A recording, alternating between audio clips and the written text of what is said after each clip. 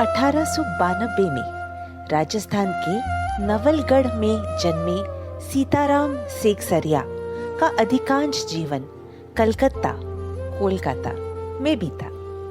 व्यापार व्यवसाय से जुड़े सेकसरिया अनेक साहित्यिक, सांस्कृतिक और नारी शिक्षण संस्थाओं के प्रेरक, संस्थापक, संचालक रहे। महात्मा गांधी के आह्वान पर स्वतंत्रता आंदोलन में बढ़ चढ़कर हिस्सेदारी की। गुरुदेव रविंद्रनाथ ठाकुर, महात्मा गांधी, नेताजी सुभाष चंद्र बोस के करीबी रहे। सत्याग्रह आंदोलन के दौरान जेल यात्रा भी की। कुछ साल तक आज़ाद हिंद फौज के मंत्री भी रहे। भारत सरकार ने उन्हें 1962 में पद्मश्री सम्मान से सम्मानित किया। सीताराम सेकसरिया को विद्यालयी शिक्षा पाने का अवसर नहीं मिला। स्वाध्याय से ही पढ़ना लिखना सीखा। स्मृति कण, मन की बात, बीता युग, नई याद और 2 भागों में एक कार्यकर्ता की डायरी उनकी उल्लेखनीय कृतियां हैं। पाठ प्रवेश।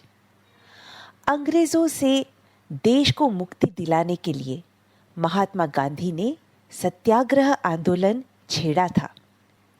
इस आंदोलन ने जनता में आज़ादी की अलख जगाई। देश भर से ऐसे लाखों लोग सामने आए जो इस महासंग्राम में अपना सर्वस्व न्यौछावर करने को तत्पर थे। 26 जनवरी 1930 को गुलाम भारत में पहली बार स्वतंत्रता दिवस मनाया गया था। यह सिलसिला आगे भी जारी रहा। आज़ादी के 2.5 साल बाद 1950 में यही दिन हमारे अपने गणतंत्र के लागू होने का दिन भी बना।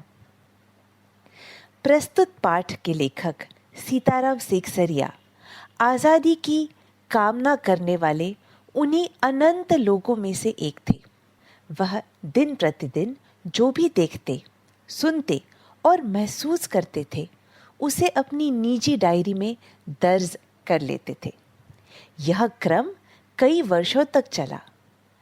इस पाठ में उनकी डायरी का 26 जनवरी 1931 का लेखा जोखा है। नेताजी सुभाष चंद्र बोस और स्वयं लेखक सहित कलकत्ता के लोगों ने देश का दूसरा स्वतंत्रता दिवस किस जोश खरोश से मनाया। अंग्रेज प्रशासकों ने इसे उनका अपराध मानते हुए उन पर और विशेषकर महिला कार्यकर्ताओं पर कैसे कैसे जुल्म ढाए, यही सब इस पाठ में वर्णित है। यह पाठ हमारे क्रांतिकारियों की कुर्बानियों की याद तो दिलाता ही है, साथ ही यह भी उजागर करता है कि एक संगठित समाज कृत संकल्प हो तो ऐसा कुछ भी नहीं जो वह न कर सके। डायरी का एक पन्ना। 26 जनवरी 1931। 26 जनवरी, आज का दिन तो अमर दिन है। आज के ही दिन सारे हिंदुस्तान में स्वतंत्रता दिवस मनाया गया था और इस वर्ष भी उसकी पुनरावृत्ति थी, जिसके लिए काफ़ी तैयारियां पहले से की गई थीं। गत वर्ष अपना हिस्सा बहुत साधारण था। इस वर्ष जितना अपने दे सकते थे दिया था। केवल प्रचार में 2000 रुपये खर्च किया गया था। सारे काम का भार अपने समझते थे अपने ऊपर है और इसी तरह जो कार्यकर्ता थे उनके घर जा जाकर समझाया था। बड़े बाजार के प्रायः मकानों पर राष्ट्रीय झंडा फहरा रहा था और कई मकान तो ऐसे सजाए गए थे कि ऐसा मालूम होता था कि मानो स्वतंत्रता मिल गई हो। कलकत्ते के प्रत्येक भाग में ही झंडे लगाए गए थे।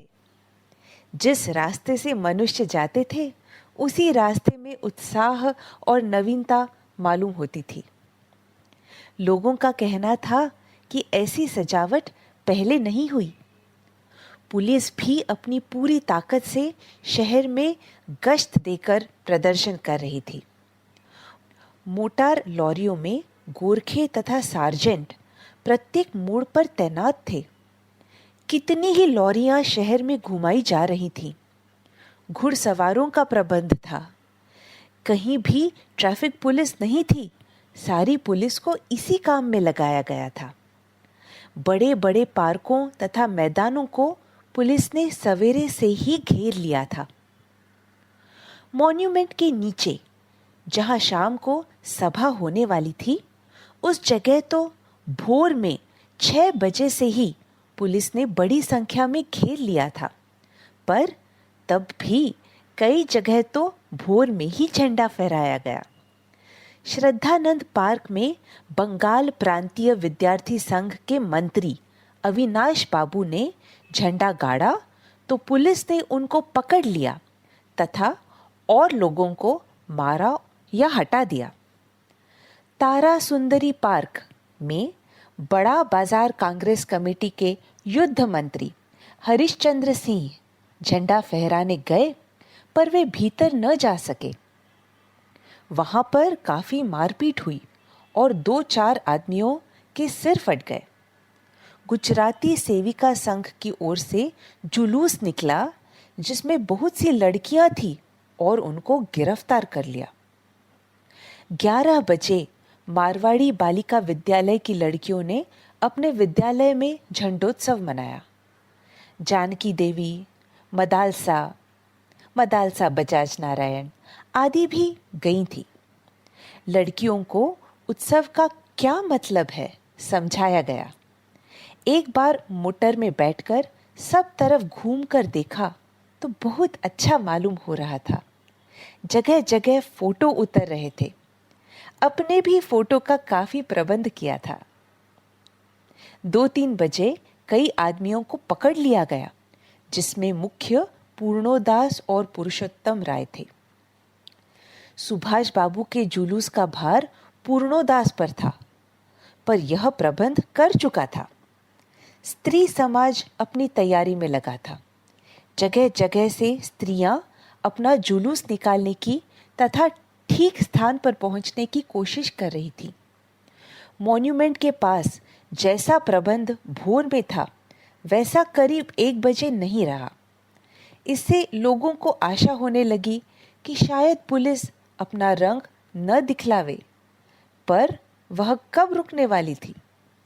3 बजे से ही मैदान में हजारों आदमियों की भीड़ होने लगी और लोग टोलियां बना बनाकर मैदान में घूमने लगे।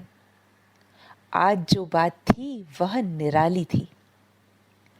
जब से कानून भंग का काम शुरू हुआ है, तब से आज तक इतनी बड़ी सभा ऐसे मैदान में नहीं की गई थी, और यह सभा तो कहना चाहिए कि ओपन लड़ाई थी। पुलिस कमिश्नर का नोटिस निकल चुका था कि अमुक अमुक धारा के अनुसार कोई सभा नहीं हो सकती। जो लोग काम करने वाले थे, उन सबको इंस्पेक्टरों के द्वारा नोटिस और सूचना दे दी गई थी कि आप यदि सभा में भाग लेंगे तो दोषी समझे जाएंगे। इधर काउंसिल की तरफ से नोटिस निकल गया था कि मॉन्यूमेंट के नीचे ठीक 4:24 पर झंडा फहराया जाएगा तथा स्वतंत्रता की प्रतिज्ञा पढ़ी जाएगी। सर्वसाधारण की उपस्थिति होनी चाहिए। खुला चैलेंज देकर ऐसी सभा पहले नहीं की गई थी। ठीक 4:10 पर सुभाष बाबू जुलूस लेकर आए। उनको चौरंगी पर ही रोका गया, पर भीड़ की अधिकता के कारण पुलिस जुलूस को रोक नहीं सकी। मैदान के मोड़ पर पहुंचते ही पुलिस ने लाठियां चलानी शुरू कर दी। बहुत आदमी घायल हुए। सुभाष बाबू पर भी लाठियां पड़ी। सुभाष बाबू बहुत जोरों से वंदे मातरम बोल रहे थे। ज्योतिर्मय गांगुली ने सुभाष बाबू से कहा, आप इधर आ जाइए, पर सुभाष बाबू ने कहा, आगे बढ़ना है। यह सब तो अपने सुनी हुई लिख रहे हैं, पर सुभाष बाबू का और अपना विशेष फासला नहीं था। सुभाष बाबू बड़े जोर से वंदे मातरम बोलते थे, यह अपनी आंख से देखा। पुलिस भयानक रूप से लाठियां चला रही थी। क्षितिज चटर्जी का फटा हुआ सर देखकर तथा उसका बहता हुआ खून देखकर आंख मीच जाती थी। इधर यह हालत हो रही थी कि उधर स्त्रियां मॉन्यूमेंट की सीढ़ियों पर चढ़ झंडा फहरा रही थी और घोषणा पढ़ रही थी। स्त्रियां बहुत बड़ी संख्या में पहुंच गई थी। प्रायः सबके पास झंडा था। जो वॉलंटियर गए थे वे अपने स्थान से लाठियां पड़ने पर भी हटते नहीं थे। सुभाष बाबू को पकड़ लिया गया और गाड़ी में बैठाकर लाल बाजार लॉकअप में भेज दिया गया। कुछ देर बाद ही स्त्रियां जुलूस बनाकर वहां से चलीं। साथ में बहुत बड़ी भीड़ इकट्ठी हो गई। बीच में पुलिस कुछ ठंडी पड़ी थी। उसने फिर डंडे चलाने शुरू कर दिए। अब की बार भीड़ ज्यादा होने के कारण बहुत आदमी घायल हुए। धर्मतल्ले के मोड़ पर आकर जुलूस टूट गया और करीब 50-60 स्त्रियां वहीं मोड़ पर बैठ गई। पुलिस ने उनको पकड़कर लाल बाजार भेज दिया। स्त्रियों का एक भाग आगे बढ़ा जिसका नेतृत्व विमल प्रतिभा कर रही थी। उनको बहु बाजार के मोड़ पर रोका गया और वे वहीं मोड़ पर बैठ गईं। आसपास बहुत बड़ी भीड़ इकट्ठी हो गई जिस पर पुलिस बीच बीच में लाठी चलाती थी। इस प्रकार करीब पौने घंटे के बाद पुलिस की लारी आई और उनको लाल बाजार ले जाया गया। और भी कई आदमियों को पकड़ा गया। वृजलाल गोयनका, जो कई दिन से अपने साथ काम कर रहा था और दमदम जेल में भी अपने साथ था, पकड़ा गया। पहले तो वह झंडा लेकर वंदे मातरम बोलता हुआ मॉन्यूमेंट की ओर इतने जोर से दौड़ा कि अपने आप ही गिर पड़ा और उसे एक अंग्रेजी घुड़सवार ने लाठी मारी। फिर पकड़कर कुछ दूर ले जाने के बाद छोड़ दिया। इस पर वह स्त्रियों के जुलूस में शामिल हो गया और वहां पर भी उसको छोड़ दिया। तब वह 200 आदमियों का जुलूस बनाकर लाल बाजार गया और वहां पर गिरफ्तार हो गया। मदालसा भी पकड़ी गई थी। उससे मालूम हुआ कि उसको थाने में भी मारा था। सब मिलाकर 105 स्त्रियां पकड़ी गई थी। बाद में रात को 9 बजे सबको छोड़ दिया गया। कलकत्ता में आज तक इतनी स्त्रियां एक साथ गिरफ्तार नहीं की गई थी। करीब 8 बजे खादी भंडार आए तो कांग्रेस ऑफिस से फोन आया कि यहाँ बहुत आदमी चोट खाकर आए हैं और कई की हालत संगीन है, उनके लिए गाड़ी चाहिए। जानकी देवी के साथ वहां गए। बहुत लोगों को चोट लगी हुई थी। डॉक्टर दासगुप्ता उनकी देखरेख तथा फोटो उतरवा रहे थे। उस समय तक 67 आदमी वहां आ चुके थे। बाद में तो 103 तक आ पहुंचे। अस्पताल गए। लोगों को देखने से मालूम हुआ कि 160 आदमी तो अस्पतालों में पहुंचे और जो लोग घरों में चले गए वे अलग हैं। इस प्रकार 200 घायल जरूर हुए हैं। पकड़े गए आदमियों की संख्या का पता नहीं चला, पर लाल बाजार के लॉकअप में स्त्रियों की संख्या 105 थी।